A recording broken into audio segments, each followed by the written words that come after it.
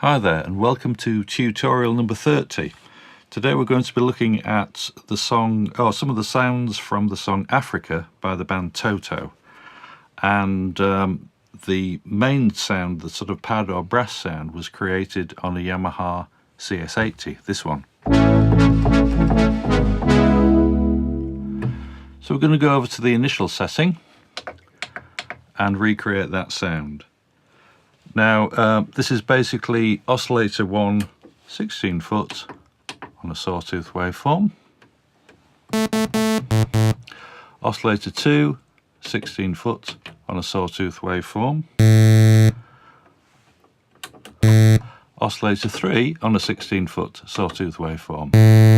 But we're also going to detune these ever so slightly. Detune -8. So that's flattening the sound a little bit, and this one's sharpening the sound, +8. And that creates the rich sort of effect that we've got there.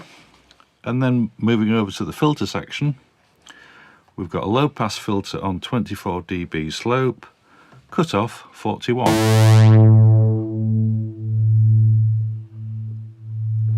There we are. And key track 82. Now the sound has pretty much disappeared there because we've filtered off most of the sound from the filter there.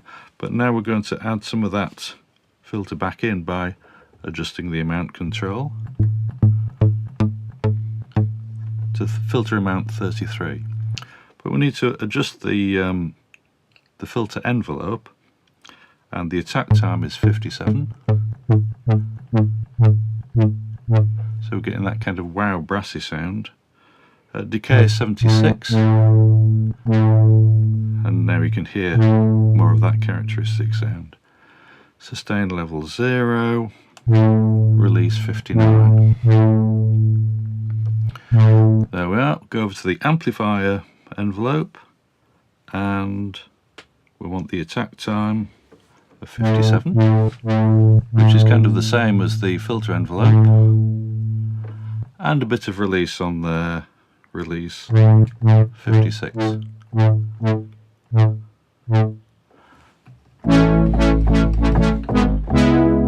So the final little bit to the puzzle is the reverb, and we'll just put a general reverb on there. Reverb time 66 and level 64. That just creates the ambience we need. So then we'll add that to the backing track.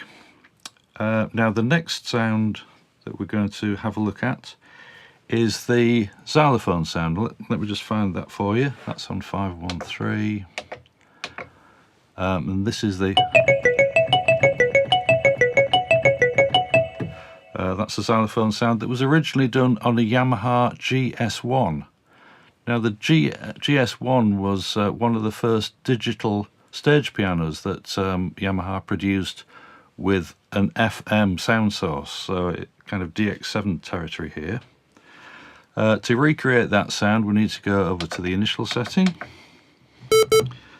and we need oscillator 1 on an 8 foot triangle waveform.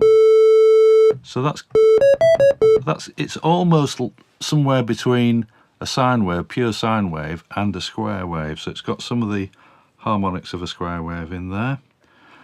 And oscillator 2 is going to be on a higher pitch. That's going to be on a 2 foot pitch. There we are, on a triangle waveform. But we have to remember to turn down this knob here, which is frequency modulation by oscillator 1. So we've got kind of 2 octaves apart between these 2 oscillators here. Then we need to create the percussive effect. So low pass filter, 24 dB slope, cutoff 43. And again, it's almost disappeared. But we'll get that back in a second. Key track 64.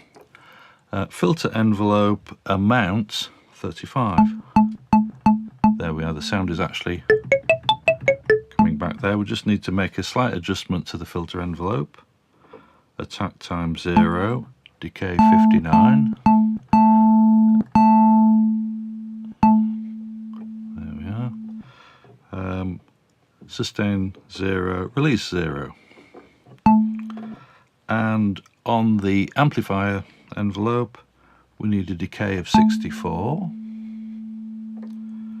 Sustain 0, which is normally set at 127 on the initial setting. So the sound is kind of disappearing. Release 0. And just need to add a bit of reverb to that. And the reverb time is 83. There we are. Level 16. And the interesting thing about this little figure that has been played is that it's a 5-note figure which is repeated. So it's 2, 3, 4, 5, 1, 2, 3, 4, 5, 1, 2. And that forms like a call and response to the brass sound that we've already done. But we'll add that to the track. This is also forms part of the solo sound, and that solo sound starts with a flute sound, which we're going to have a look at in a minute, and then is joined by that xylophone sound. So over to the lead sound. We've got that on number 514. That kind of pentatonic scale on a flute sound. And this is back to the Yamaha CS80, so we'll recreate that sound.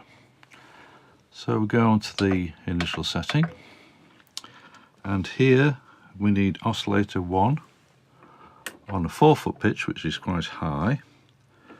We need a pulse width. We're using the pulse waveform here. It's just slightly off square. It's at a pulse width of 51%. And oscillator 2 is kind of going to back up oscillator 1 at the same pitch with a slightly different pulse wave setting. So it's on pulse wave there, and oscillator 2 is going to be pulse width 63. This just adds in a few more of the high harmonics, and they're actually most of those are going to be filtered off, but it creates more of a fluty kind of sound. We're also going to apply some LFOs to the oscillators, so we'll set those up now. And LFO 1 is on a sine wave, and we're going to get that to alter the volume. So on a flute, not only do you get a bit of vibrato, but you get tremolo as well. So speed 48, won't hear that just yet. Depth is going to be 43. And you can hear the tremolo effect coming in there. Now, to finish that wobbly sound off, we need LFO 2 on a sine wave to affect both of these oscillators. Again, speed 48. But this time it's going to affect the pitch. Obviously we don't want a massive pitch effect there, but we just need it to be a little bit in there. Now at the moment it doesn't really sound very fluty because a flute doesn't have that many harmonics in it. So we're going to use a low pass filter again, 24 dB slope, cut off 80.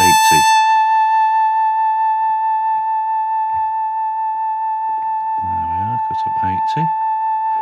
And the key track is going to be 73, so it brightens up at the top of the keyboard.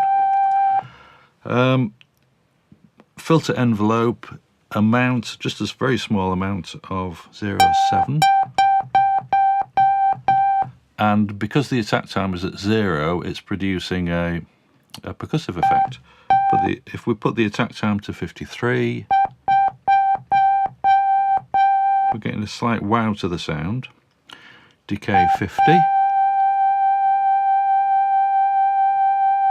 There we are. Sustain 0, release 41.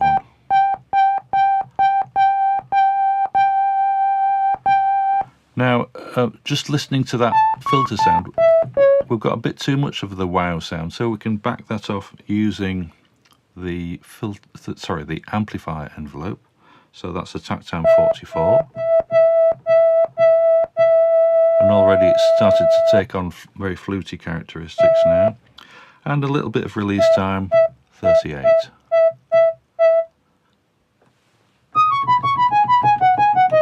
So we'll add that to the track, but finally a little bit of reverb.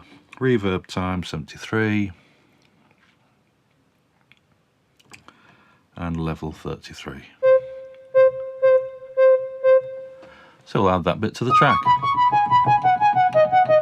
etc.